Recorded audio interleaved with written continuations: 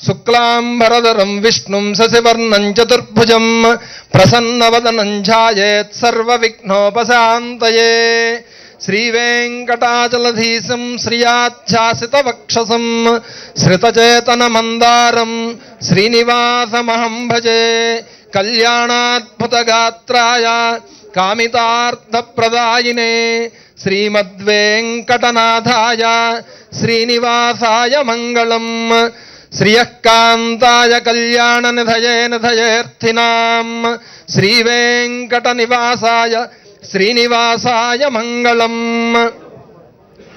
కాలపురుషునికి నమస్కారం చేస్తూ మన్మథనామ సంవత్సరము అనేటటువంటిది పూర్తయింది. కాలం మలుపులో మళ్ళా మనం ఇప్పుడు దుర్ముఖి నామ సంవత్సర పంచాంగ శ్రవణము అనేటటువంటిది చేసుకుంటూ ఉన్నాం.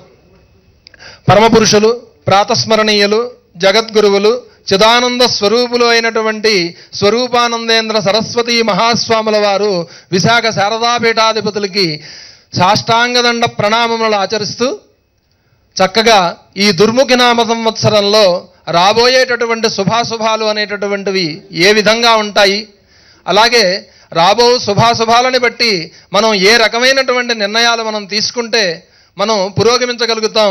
కాలచక్రం అనేటటువంటిది ఒక నియంతలా ఉంటూ ఉంటుంది. ఏమాత్రము కూడా కనికరం ఉండదు. అయినప్పటికీ కూడా కాలం అనేటటువంటిది మహత్తరమైనటువంటిది.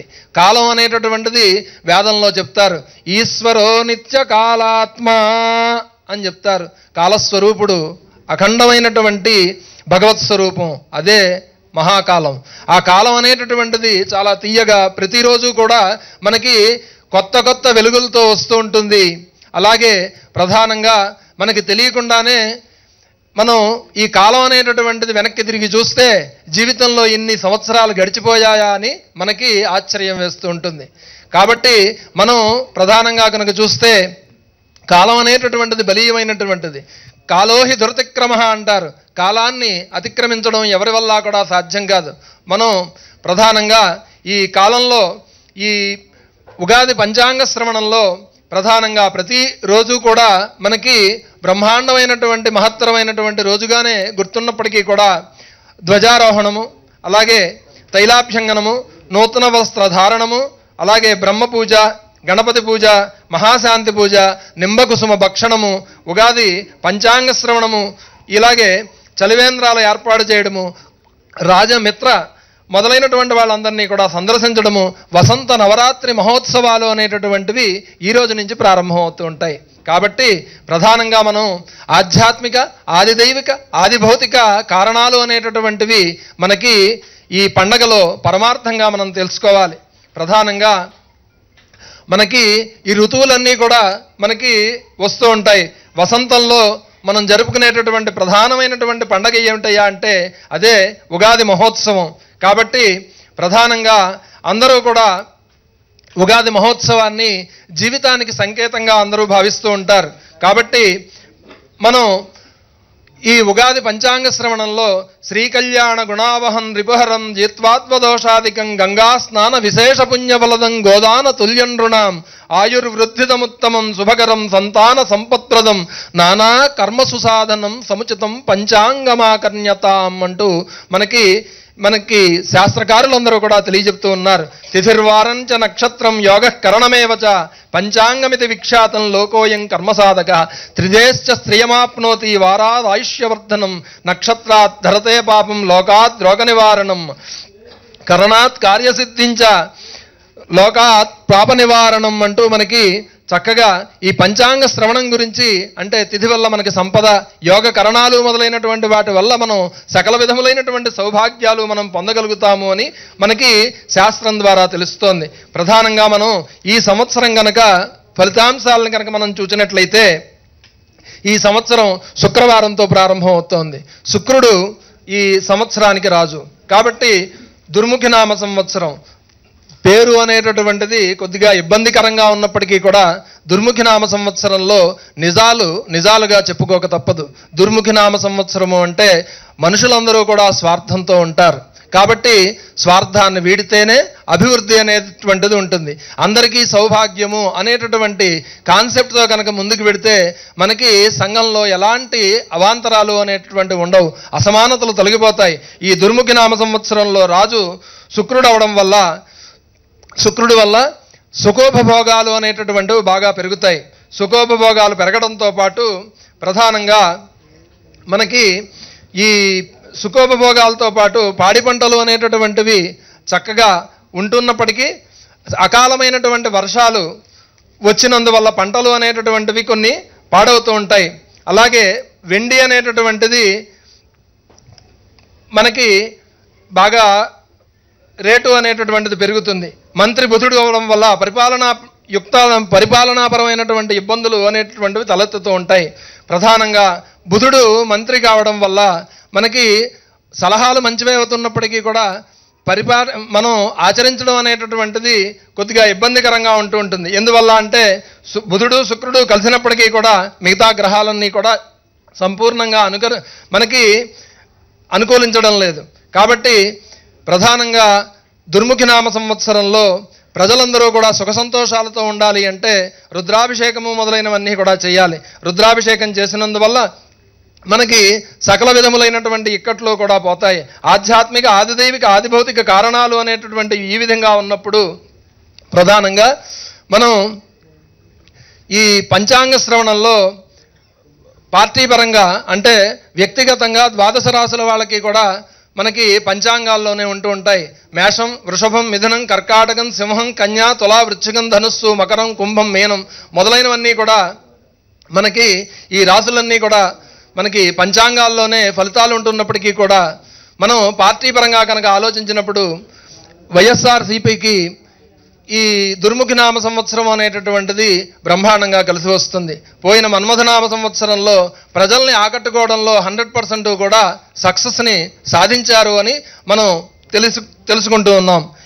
ఎందువల్ల అంటే ప్రతిపక్షంలో ఉన్నప్పుడు ఈ గ్రహాలన్నీ కూడా మనకి ఎలా అనుకూలిస్తున్నాయి అంటే ప్రజా వ్యతిరేకమైనటువంటి విధానాలు ప్రభుత్వాలు అవలంబించినప్పుడు ప్రభుత్వం తరపున కాకుండా ప్రజల పక్షాన్ని వహించి ప్రజలకి ఏదైతే మేలు జరగాలో వాటి కోసం ప్రభుత్వాలను నిలదీయడం, ప్రజల తరపున పోరాటం అనేటటువంటిది ప్రజలు ఇచ్చినటువంటి పదవి. కాబట్టి ఆ పదవిలో పూర్తిగా 100% కూడా పార్టీ అనేటటువంటిది విజయం సాధించింది. అలాగే ఈ దుర్ముఖి నామ సంవత్సరంలో కూడా మరింత బ్రహ్మాండమైనటువంటి ఫలితాలు సాధిస్తూ వైసీపీ అంటే మనకి అర్థం తెలుసు. అయినప్పటికీ కూడా గెలుపే లక్ష్యంగా పోరాడుతూ గెలుపు వరకు పోరాడు అనేటటువంటి లక్ష్యంతో చక్కగా ప్రజలందరికీ కూడా చేరువవుతూ ప్రధానంగా గెలిచినటువంటి పార్టీలకి మనం ప్రతిపక్షంలో ఉన్నటువంటి పార్టీకి అత్యంతమైనటువంటి తేడా అనేటటువంటిది పెద్దగా ఎక్కువగా లేదు. అంటే పార్టీ బలంగానే ఉంది. కొద్దిమంది పార్టీలో ఉన్నటువంటి వాళ్ళు ఫిరాయింపు చేసినప్పటికీ కూడా పార్టీ బలంగా ఉన్నందువల్ల 2 సంవత్సరాల పరిపాలన అనంతరం మన ఓట్ బ్యాంక్ పెరిగింది. అయినప్పటికీ కూడా వాళ్ళందరూ అక్కడికి ఎందుకు పెడుతున్నారో వాళ్ళకే తెలియడం లేదు. జగన్ గారి మాటల్లో చెప్పాలి అంటే వాళ్ళ మేనిఫెస్టో వాళ్ళని అనకొండలా చుట్టేస్తుంటే మన వాళ్ళందరూ కూడా కొంతమంది పెడుతున్నారు అంటే కారణం అనకొండ మన్ని కూడా చుడుతుందా చుట్టదా, ఎలా చుడుతుంది అనేటటువంటిది చూడ్డానికి పెడుతున్నట్టుగా ఉంది. మన మహానాయకుడు రాజశేఖర రెడ్డి గారు చెప్పేవారు, జీవితంలో 60 సంవత్సరాలు వచ్చేటప్పటికి షష్ఠి పూర్తి మహోత్సవం చేస్తుంటాం. అలాగే కార్తాంతికులైనటువంటి మేము, పంచాంగకర్తలైనటువంటి మేమందరం కూడా పంచాంగాల్లో రాసేటప్పుడు ప్రభవాది షష్ఠి సంవత్సరాణం మధ్యే అంటే ప్రభవ నుంచి క్షయనామ సంవత్సరం వరకు 60 సంవత్సరాలే పంచాంగాలు. అంటే 60 సంవత్సరాలు ఒక గుంటు. 60 సంవత్సరాలు దాటేటప్పటికి జీవితంలో మనం చాలా సాధించాము అన్నట్టుగా షష్ఠి పూర్తి మహోత్సవాలు జరుపుకుంటూ ఉంటాం. మనమందరం కూడా పెడుతూ ఉంటాం.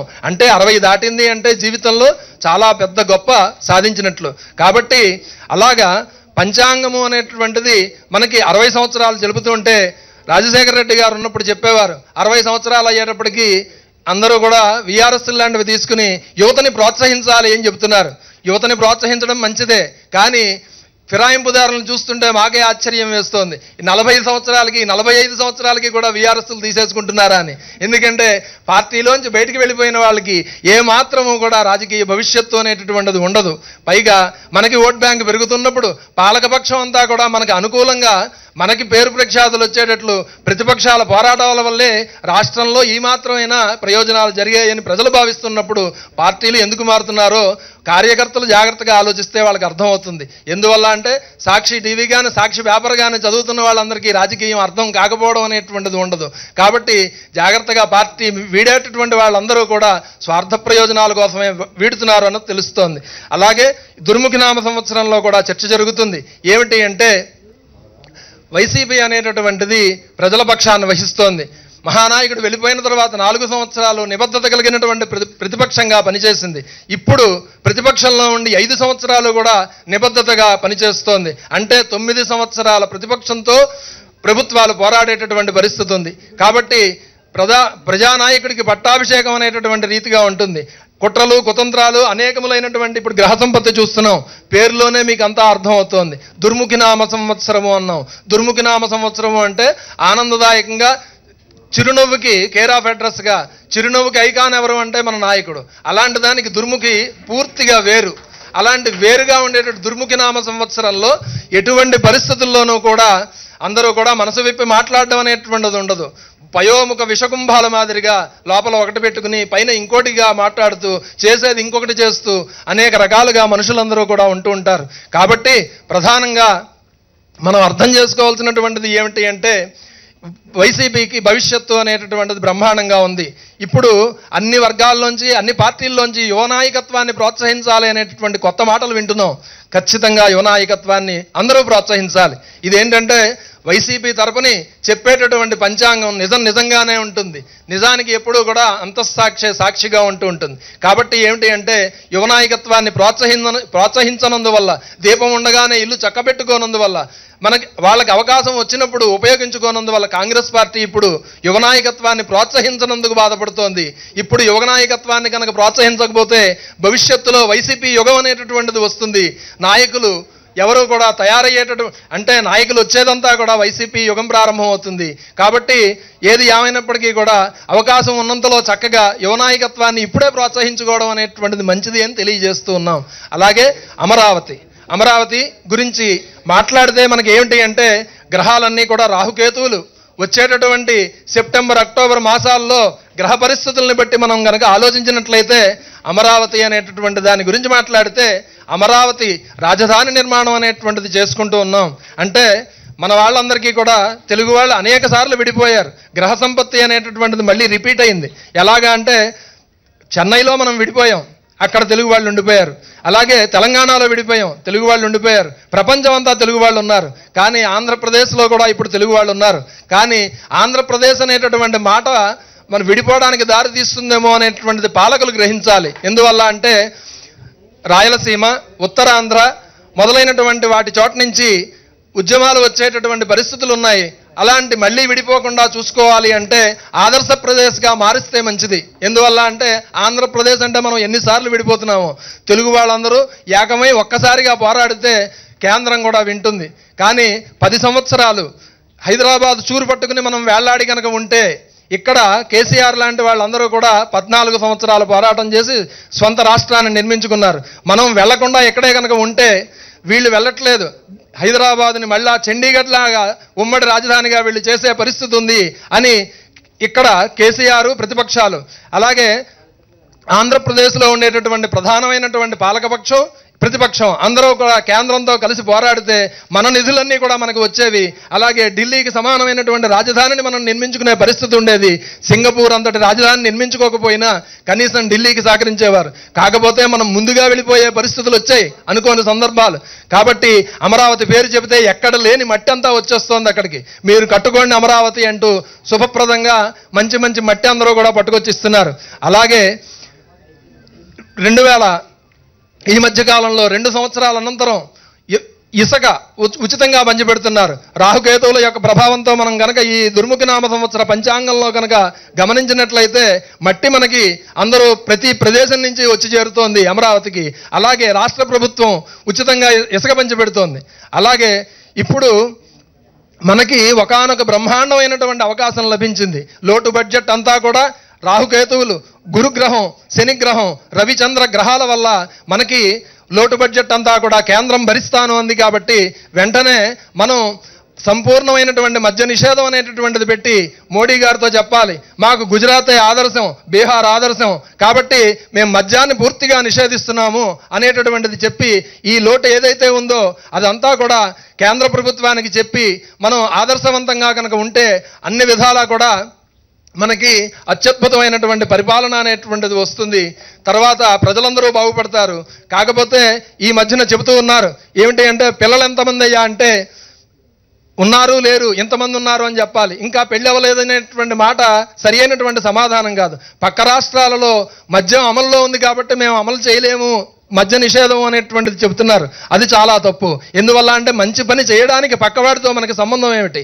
మనకి మనంగా కనుక మనం మద్యపానం అనేటువంటిది నిషేధిస్తే పక్క రాష్ట్రాల్లో వాళ్ళు కూడా నిషేధిస్తారు. రోజు కూడా ఎవరు బ్లాక్లో కొనుక్కు తాగరు. మందు బాబులందరూ కూడా పక్క రాష్ట్రాలకు వెళ్ళిపోతే అక్కడ కూడా మద్యపాన నిషేధం అనేటువంటిది అమలు జరిగి మన రాష్ట్రము పక్క రాష్ట్రాలు అన్నీ కూడా బాగుపడతాయి. అన్నీ కూడా బాగుపడితే అద్భుతమైనటువంటి దేశంగా రూపుదిద్దుతుంది. కాబట్టి అన్ని విధాలా కూడా ఈ గ్రహ సంపత్తి అనేటటువంటిది మనకి అనుకూలంగా ఉంది. ఇన్ని కుట్రలు కుతంత్రాలు అక్రమ కేసులు మొదలైన వాటి నుంచి క్రమంగా అన్నింటిలోంచి బయటపడుతున్నారు. వైసీపీ చెప్పిందల్లా కూడా మనం వైసీపీ పంచాంగ శ్రవణంలో చెప్పుకున్నవన్నీ కూడా 100% నిజమవుతున్నాయి. రాబోయే రోజుల్లో 24 క్యారెట్స్ లాగా అలాగే కడిగిన ముత్యంలాగా అన్ని కేసుల్లోంచి కూడా జగన్మోహన్ రెడ్డి గారు బయటకు వస్తారు. కాబట్టి ఇన్ని కుట్రలు కుతంత్రాలు ఇవన్నీ కూడా ఎదుర్కొంటూ పార్టీని కష్టాలు వస్తేనే మెర్జర్ అనేటటువంటి మాటతో అందరూ అండం చూసాం. కానీ మొక్కవోని ధైర్యంతో చక్కగా రాజన్న బిడ్డగా ఆయన నడుపుతున్నటువంటి తీరును చూసి ప్రపంచ ప్రజలందరూ కూడా south Indian political super star అని ఈయన్ని అందరూ కూడా గుర్తుపెట్టుకునేటటువంటి రోజు వస్తోంది. ఆ రకమైనటువంటి చర్చ జరుగుతోంది. మహిళల యొక్క సమస్యల మీద రోజా గారు చేసేటటువంటి పోరాటాలు మహిళలందరినీ కూడా ఆకట్టుకుంటూ ఉన్నాయి. అలాగే వైసీపీ తరఫున చాలా చక్కగా విజయసాయిరెడ్డి గారు కానీ అందరూ కూడా చెవిరెడ్డి భాస్కర్ రెడ్డి గారు మొదలైనటువంటి వాళ్ళందరూ కూడా మంచి పేరు తెచ్చుకుంటూ ఉన్నారు. అలాగే గ్రాస్ రూట్ లెవెల్లో బ్రహ్మాండమైనటువంటి పార్టీకి జవసత్వాలు అనేటువంటివి ఉంటాయి. అలాగే శక్తికి మించి చక్కగా పోరాడుతున్నటువంటి పొంగులేటి శ్రీనివాసరెడ్డి గారిని ఈ సందర్భంగా అభినందించక తప్పదు. ఎందువల్ల అంటే ఇక్కడ ఎదురెత్తున్నారు. ఇక్కడ కేసీఆర్ గారికి 14 సంవత్సరాలు పట్టింది. కానీ హైదరాబాద్ రోడ్ల మీద ట్రాఫిక్ ఎక్కువ అయినప్పటికీ కూడా నడిస్తే సైకిల్ నడుస్తుంది అని చెప్పారు. కానీ కేటీఆర్ గారు జెట్ స్పీడ్లో ఫార్ములా 1 రేస్ కార్ లాగా దూసుకొచ్చేశాడు. ఆయన అయినప్పటికీ కూడా పార్టీని బలోపేతం చేస్తూ చక్కగా తనవంతు కృషిగా బ్రహ్మాండమైనటువంటి పునరుజ్జీవం చేయడానికి ఈ రాజశేఖర్ రెడ్డి గారి అభిమానులందరినీ కూడా ఏకం చేయడానికి కంకణం కట్టుకున్నటువంటి తెలంగాణ ప్రాంతంలో కూడా పార్టీ అనేటటువంటిది బ్రహ్మాండంగా బలపడుతుంది. ఏమాత్రము కూడా ఆశ్చర్యం లేదు. అయినప్పటికీ కూడా అమరావతిలో కూడా అందరూ కూడా ఆలోచించాల్సినటువంటిది ఏమిటి అంటే ఈ తెలుగు తేజాల యొక్క విగ్రహాలు అనేటటువంటివి పెట్టాలి. అప్పుడే పనుల్లో బ్రహ్మాండమైనటువంటి పురోగతి అనేటటువంటిది వస్తుంది. అక్కడ కూడా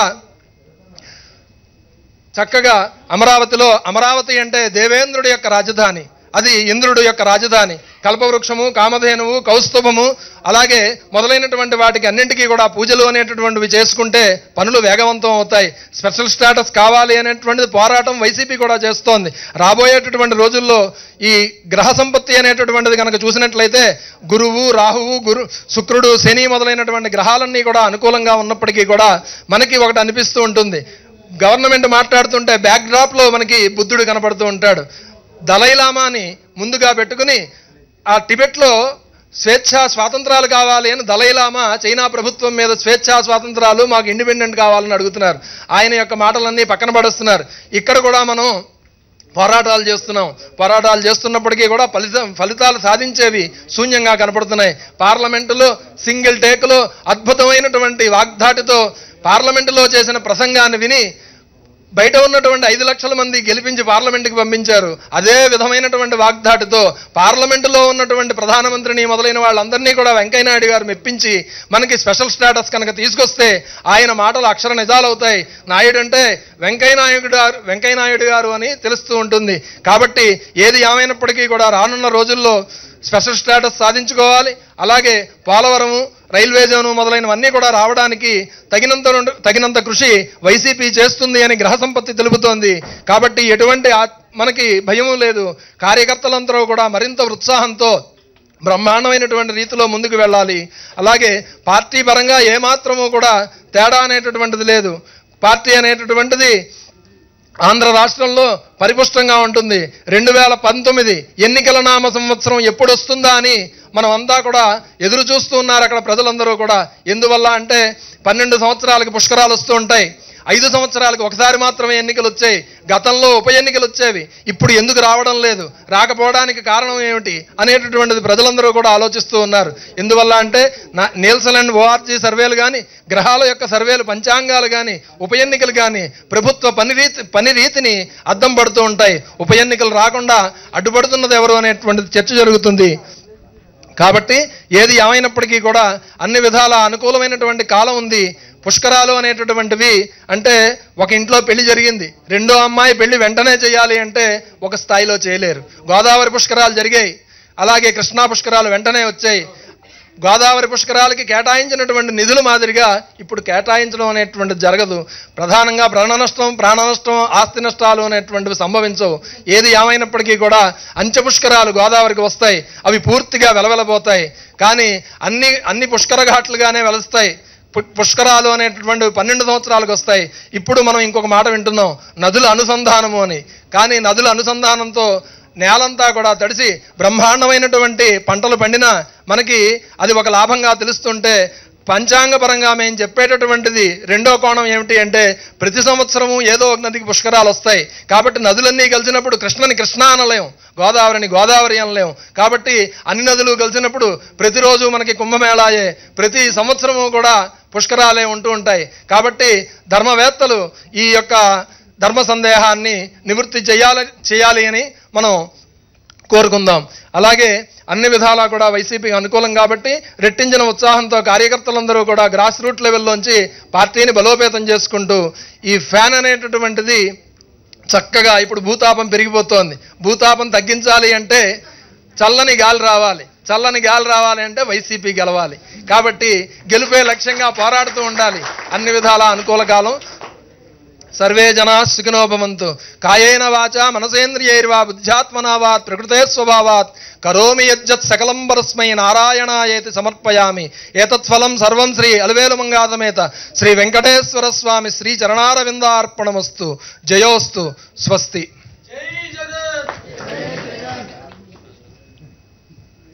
ద్వాదశ రాశుల వాళ్ళకి కూడా ఫలితాలు అనేటటువంటివి చక్కగానే ఉన్నాయి. ప్రధానంగా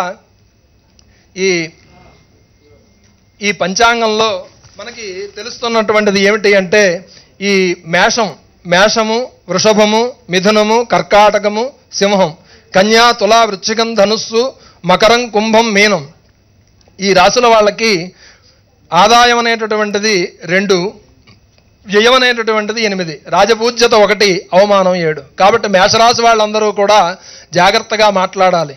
మాట్లాడడం అనేటటువంటిది పెద్ద కళ. కాబట్టి వాళ్ళ మాట అనేటటువంటిది జాగ్రత్తగా మాట్లాడకపోతే వాళ్ళకి సమస్యలు వస్తాయి. ప్రస్తుతానికి మేషరాశి వాళ్ళందరికీ కూడా వాళ్ళు మాట్లాడితే అగ్గిపుల్లు అక్కర్లేదు.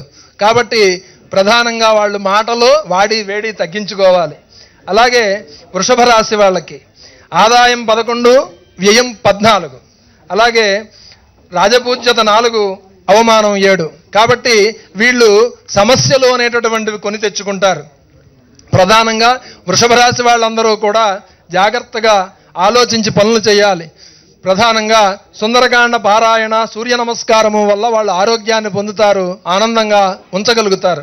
మిథున రాశి వాళ్ళకి ఆదాయం 14, వ్యయం 11, రాజపూజ్యత 7, అవమానం 7. కాబట్టి రాజపూజ్య అవమానాలు బాగానే ఉన్నాయి. ఆదాయం అనేటటువంటిది తక్కువగా ఉన్నా ఖర్చు కాస్త ఎక్కువగా ఉంది. కాబట్టి జీవితంలో వాళ్ళు నేర్చుకోవాల్సినటువంటిది ఏమిటి అంటే 3 అయితే జాగ్రత్తగా చేసుకోవాలి. ఏమిటి అంటే వాళ్ళు కోరి సమస్యలు తెచ్చుకోకూడదు. మిథున రాశి వాళ్ళు భార్య యొక్క పుట్టినరోజు గ్రాండ్గా జరపాలి. అలాగే దీపావళి నాడు ఎక్కడికి వెళ్లకుండా ఇంట్లోనే ఎక్కువ కొని కాల్ చేయాలి, అప్పుడు కూడా గొడవలు రావు. అలాగే పెళ్లి రోజు అస్సలు మర్చిపోకూడదు, ఎక్కడా టూర్ పెట్టుకోకూడదు. పొదుపు చేస్తేనే మంచిది. ఎందువల్ల అంటే వచ్చిన సంపాదనలో ఎంతో కొంత పొదుపు చేయకపోతే రాష్ట్రాల పరిస్థితుల్లో ఉంటాయి. పుట్టినప్పుడు అప్పులు చేసుకు తింటారు, అప్పు లేనప్పుడు అడుక్కు తినాల్సిన పరిస్థితి రాకుండా చూసుకోవాలి. కాబట్టి కర్కాటక రాశి వాళ్ళు ఖర్చుల మీద పూర్తిగా అదుపు తెచ్చుకోవాలి. సింహరాశి వాళ్ళకి ఎలా ఉంది అంటే ఆదాయం 11, వ్యయం 5, రాజపూజ్యం 6, అవమానం 3 పాళ్ళు ఉన్నాయి. కాబట్టి సింహరాశి వాళ్ళకి మనం ఏదైనా సలహా సంప్రదింపులు, ఏదైనా మనం మంచి పని అనేటువంటిది మనం అనుకుంటే ఎవరినైనా సలహా చేయాలి అంటే సింహరాశి వాళ్ళనే చేయాలి. ఎందువల్ల అంటే టైం అనేటటువంటిది వాళ్ళకి ఇప్పుడు చాలా బాగుంది. అలాగే కన్యారాశి వాళ్ళకి ఆదాయం 14, వ్యయం 11, రాజపూజ్యత 2, అవమానం 6. కాబట్టి ఎటువంటి పరిస్థితుల్లోనూ కన్యారాశి వాళ్ళు కూడా భగవత్ సంబంధితమైనటువంటి పూజల ద్వారా వాళ్ళు ఉన్నతమైనటువంటి అభివృద్ధి పదంలోకి దూసుకువెడతారు. ఈ పుష్కర స్నానాలు అనేటటువంటివి చేసినందువల్ల మాత్రమే పాపాలన్నీ కూడా పోతాయి. అలాగే పితృదేవతారాధన, అలాగే పెద్దల దగ్గర నుంచి ఆశీర్వచనం అనేటువంటిది పొందడం వల్ల వాళ్ళు మరింత ఉత్తేజాన్ని పొందేటటువంటి పరిస్థితులు ఉన్నాయి. అలాగే వృశ్చిక రాశి వాళ్ళకి ఆదాయం 2, వ్యయం 8, రాజపూజ్యత 1, అవమానం 2. కాబట్టి వృశ్చిక రాశి వాళ్ళకి కొద్దిగా తేడాగా ఉన్నటువంటి మాట వాస్తవం. ఆ వృశ్చిక రాశి వాళ్ళందరూ కూడా జాగ్రత్తగా రాబో శుభాశుభాలు అనేటటువంటివి మిశ్రమంగా ఉన్నాయి కాబట్టి దూకుడుగా ఎదరకెడితే దెబ్బతింటారు. కాబట్టి ఎటువంటి పరిస్థితుల్లోనూ సంయమనం అనేటువంటిది కోల్పోకుండా జాగ్రత్తగా ఎదరికి వెళ్ళాలి. ధనురాశి వాళ్ళు అంటే ప్రధానంగా మనకి రాబో అశుభాలను గురించి సూచనప్రాయంగా చెప్పేది జ్యోతిషం. కాబట్టి జ్యోతిషం అనేటటువంటిదంతా కూడా దాన్ని బట్టే మనం అంచనా వేసుకోవాలి. మనం రాబోయేటటువంటి శుభాశుభాలు ఈ ప్రకారంగా ఉన్నాయి కాబట్టి మనం ఏ రకమైనటువంటి స్టెప్స్ కనుక తీసుకుంటే జీవితంలో పురోగతి అనేటువంటి సాధించగలము అని అందరూ కూడా రాబో శుభాశుభాలని సూచనప్రాయంగా తెలుసుకుంటూ, ఆదాయం 5 ఉంది ధనురాశి వాళ్ళకి, వ్యయం అనేటువంటిది 14 ఉంది, రాజపూజ్యత 4 ఉంది, అవమానం 2 ఉంది. కాబట్టి రాజపూజ్య అవమానాలు బాగానే ఉన్నప్పటికీ కూడా ఆదాయం అనేటువంటిది బాగా తక్కువగా ఉంది. కాలక్షేపం అనేటువంటిది అంటే కాలోహి దురతిక్రమ ఈశ్వరో నిత్యకాలాత్మ. జీవితంలో ఏదైనా పోగొట్టుకుంటే పట్టుదలతో అన్నీ సాధించవచ్చు. కాబట్టి అది మన పార్టీ నాయకుడిని కనుక చూస్తే అర్థం అవుతూ ఉంటుంది. కానీ జీవితంలో కోల్పోకూడనటువంటిది ఏమిటి అంటే ధైర్యలక్ష్మిని కోల్పోకూడదు. ఢిల్లీని ఎదిరించినప్పటికీ కూడా ధైర్యలక్ష్మిని కోల్పోలేదు కాబట్టే ఆయన ధైర్యంగా ఇప్పుడు అన్ని పనులు చేయగలుగుతున్నారు. కాబట్టి జీవితంలో ఏది కోల్పోయినా మనం ధైర్యలక్ష్మిని కోల్పోకూడదు. అందుకనే స్వామి వివేకానంద చెప్తాడు ఏమిటి అంటే కెరటం అంటే నాకు ఇష్టం అంటారు. కెరటం ఎందుకంటే కెరటం పడినా మళ్ళీ లేస్తుంది కాబట్టి. అలాగే మనం ఏది ఏమైనప్పటికీ కూడా మకర రాశి వాళ్ళకి కనుక మనం చూసినట్లయితే మకర రాశి ఆదాయం 8, వ్యయం 8, రాజపూజ్యత 7, అవమానం 7. కాబట్టి వాళ్ళు బ్యాలెన్స్ షీట్ అనేటటువంటిది చాలా ఖచ్చితంగా ఉంది. వాళ్ళకి ఆడిటర్స్తో ఏమాత్రము కూడా పని లేదు, ఇన్కమ్ ట్యాక్స్ కట్టే పని లేదు అన్నట్టుగా ఉంటూ ఉంటారు. ఆదాయము లేదు, తర్వాత ఖర్చు లేదు. అంటే వాళ్ళు ఏదో రకంగా ఎవరి మీదో ఆషాఢభూతుల్లాగా బతుకుతూ ఉంటారు. కాబట్టి ఖర్చులన్నీ అవతల వాళ్ళ మీద పడేసి అలా కూడా తప్పు. ప్రధానంగా స్వార్జితం అనేటటువంటిది గొప్ప, పిత్రార్జితం అనేటటువంటిది కూడా మధ్యము, అలాగే సోదరవిత్తం అనేటటువంటిది అధము, స్త్రీధనం అనేటువంటిది అధమాధము. కాబట్టి ప్రతి వాళ్ళు కూడా సొంత ధనంతో చక్కగా తెలివితేటలతో ధైర్యంగా ఎదరికి వెళ్ళాలి. మీనరాశి వాళ్ళకి కనుక మనం ఫలితాంశాలు కనుక చూసినట్లయితే ఆదాయం 5, వ్యయం 14, రాజపూజ్యత 6, అవమానం 5. కాబట్టి ఎటువంటి పరిస్థితుల్లోనూ అన్ని వర్గాల వాళ్ళకి ఓవరాల్గా చూస్తే ఆదాయం బాగులేదు, ఖర్చులు మాత్రం విపరీతంగా ఉన్నాయి, పనులు ఏమాత్రం జరుగుతాయో గ్యారంటీ లేదు. కాబట్టి ప్రధానంగా ఎవరు కూడా ఉన్న డబ్బునే వాడుకోవాలి. క్రెడిట్ కార్డులు మొదలైనవన్నీ కూడా తీసుకుని అప్పుల పాలై ప్రతి వాళ్ళు కూడా సమస్యలు కొని తెచ్చుకోకూడదు. అలాగే ప్రధానంగా అన్ని విధాలా కూడా మనం అభివృద్ధి చెందాలి అంటే మనకి గ్రహాలన్నీ కూడా అనుకూలించాలి. గ్రహాలు అనుకూలించడంతో పాటు గ్రహ సంపత్తి బాగుండాలి, అదృష్టం కూడా కలిసి రావాలి, పెద్దల ఆశీర్వచనం అనేటువంటిది ఉండాలి. కాబట్టి అన్ని విధాలా కూడా మనం పురోగమించాలి అంటే మనం భక్తి అనేటటువంటిది కలిగి ఉండాలి. ఉగాది నుంచి అందరూ కూడా కొత్త సంకల్పం అనేటటువంటిది చేయండి. మీ పనుల్లో మీరు బ్రహ్మాండమైనటువంటి ఎఫర్ట్స్ అనేటటువంటివి పెడుతూ పార్టీ గురించి బ్రహ్మాండంగా పనిచేస్తూ ఉన్నతమైనటువంటి లక్ష్యాలతో పనిచేస్తే అద్భుతమైనటువంటి విజయాలు అనేటువంటివి సొంతం అవుతాయి. కాబట్టి కాలపురుషుడి యొక్క అనుగ్రహం అనేటువంటిది అందరికీ లభించాలని ఈ కాలం మలుపులో మనం గత సంవత్సరం చేసినటువంటి తప్పుల్ని మళ్ళీ చేయకుండా కొత్త నిర్ణయాలతో ముందుకు వెడుతూ అన్ని విధాలా కూడా భగవత్ కృపతో అలాగే గ్రహాల యొక్క అనుగ్రహంతో చక్కగా మనం పురోగమించి మంచి ఫలితాలు సాధించడానికి ఈ రోజు నుంచి బీజం వెయ్యాలని మనస్ఫూర్తిగా అందరినీ కూడా ఆశీర్వదిస్తూ పరమాత్మ యొక్క కలియుగ ప్రత్యక్ష దైవం శ్రీ వెంకటేశ్వర స్వామి వారి యొక్క అనుగ్రహ కరుణా కటాక్ష వీక్షణాలు రాష్ట్రంలో ఉన్నటువంటి 5 కోట్ల ప్రజలందరికీ కూడా ఉండాలి అని అందరికీ సద్బుద్ధిని ప్రసాదించి అద్భుతమైనటువంటి వర్షాలు సకాలంలో పడి అందరూ కూడా పంచాంగంలో మిశ్రమ ఫలితాలు రాశారు. అంటే మనకి పంచభూతాలు అంటే నీరు, నిప్పు, గాలి మొదలైనటువంటివన్నీ కూడా ఎక్కడ భూకంపాలు వస్తాయి, ఎక్కడ వడగాల్పులు వీలుస్తాయి, ఎక్కడ అకాల వర్షాలు కురుస్తాయి, ఎక్కడ ఎలా ఉంటుంది అనేటటువంటిదంతా కూడా మిశ్రమంగా ఉంటున్నప్పటికీ కూడా గ్రహాలను నియమించినటువంటి వాడు ఎవరు అంటే భగవంతుడు. కాబట్టి ఆ భగవంతుడు సర్వ నియామకుడు కాబట్టి ఆయన మంచి ఫలితాలే ఇవ్వాలి అని, అందరూ కూడా ఆనందంగా ఉండాలి అని, కలియుగ వెంకటేశ్వర స్వామి వారి యొక్క ఆశీస్సులు అందరికీ కూడా లభించాలని ఆ కలియుగ వెంకటేశ్వర స్వామి వారి యొక్క పాదార విందాలను బట్టి ప్రార్థన చేస్తూ స్వస్తి ప్రజాభ్యః పరిపాలయంతాం న్యాయేన మార్గేణ మహీం మహీసా గోబ్రాహ్మణేభ్యః శుభమస్తు నిత్యం లోకాః సమస్తాః సుఖినో భవంతు. ఓం శాంతి శాంతి శాంతి. స్వస్తి.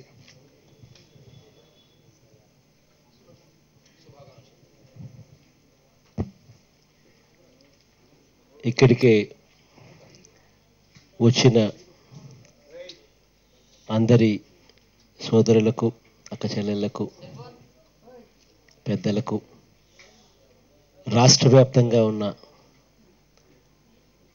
అక్క చెల్లెమ్మలకు, అవ్వాతాతలకు, సోదరులకు, స్నేహితులకు అందరికీ కూడా ఈ ఉగాది సందర్భాన అందరికీ కూడా శుభాకాంక్షలు తెలుపుతా ఉన్నాం.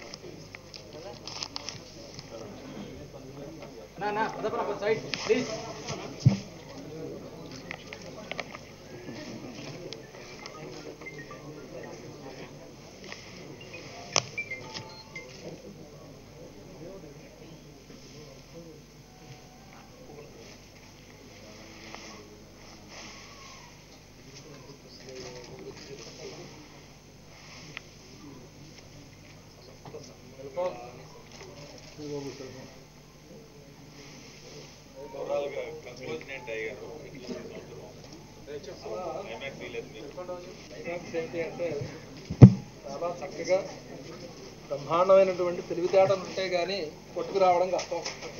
కాబట్టి తెలివి బాగా ఎక్కువ ఉండాలి.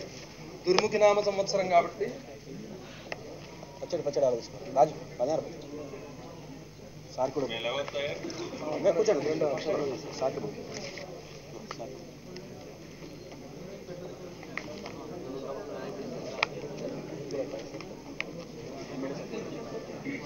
ఓం శతం జైవ సర్వో వర్ధమానయో భవతి శతమితి శతం దీర్ఘమాయుః వర్ధయేనావర్ధయంతి శతమేనమేవ శతాత్మానం భవతి శతమనంతం భవతి శతమైశ్వర్యం భవతి శతమితి శతం దీర్ఘమాయుః. శ్రీ అలవేలు మంగాసమేత శ్రీ వెంకటేశ్వర స్వామి సంపూర్ణ కరుణా కటాక్ష సిద్ధిరస్తు. యజమానస్య మనస్సంకల్ప సిద్ధిరస్తు. రాజాధిరాజాయ ప్రసయ్యవాహినే నమో వయం వై శ్రవణాయ కుర్మహే సమ్హే కామాన్ కామకామాయ మహ్యం కామేశ్వరో వై శ్రవణో దదాతు. కుబేరాయ వై శ్రవణాయ మహారాజాయ నమః. ఓం శతమానం భవతి శతాయుః పురుషస్య తేంద్రియ ఆయుష్యేవేంద్రియైర్ప్రతిష్ఠతి. మరొకసారి ఉగాది సందర్భంగా రెండు రాష్ట్రాల్లోని ప్రతి అక్క, ప్రతి చెల్లెమ్మకు, ప్రతి అవ్వ, ప్రతి తాతకు, ప్రతి సోదరుడికి, ప్రతి స్నేహితుడికి అందరికీ కూడా ఈ ఉగాది సందర్భంగా మంచి జరగాలని, పాడి పంటలను దేవుడు ఆశీర్వదించాలని మనస్ఫూర్తిగా కోరుకుంటూ అందరికీ మరొక్కసారి ఉగాది శుభాకాంక్షలు తెలుపుతూ సెలవు తీసుకుంటున్నా. తెలుగు మాట్లాడే రెండు రాష్ట్ర ప్రజలకి, యావత్ భారతదేశంలో ఉండే తెలుగు బిడ్డలందరికీ మనస్ఫూర్తిగా ముందుగా ఉగాది శుభాకాంక్షలు తెలుపుకుంటూ, ప్రత్యేకంగా పల్లెల్లో ఎక్కువగా ఉన్న ఈ తెలుగు రాష్ట్రాల్లో పాడి పరిశ్రమ మీద రైతాంగం ఎక్కువగా ఆధారపడి ఉంది. రైతు బిడ్డలందరికీ ఈ కొత్త సంవత్సరంలో మంచి జరగాలని, మా నాయకుడికి మరింత దేశంలో రాష్ట్రంలో మరింత పేరు రావాలని మనస్ఫూర్తిగా భగవంతుని కోరుకుంటూ ప్రతి ఒక్కరికి ఉగాది శుభాకాంక్షలు తెలుపుకుంటూ సెలవు తీసుకుంటున్నాను.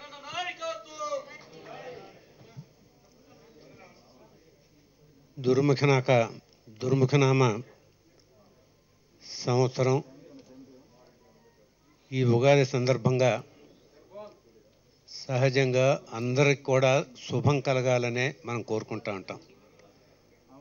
రాష్ట్రంలో ప్రత్యేకంగా ఈ సంవత్సరం చూస్తే నీటి వనరులు బాగా తగ్గిపోయినాయి.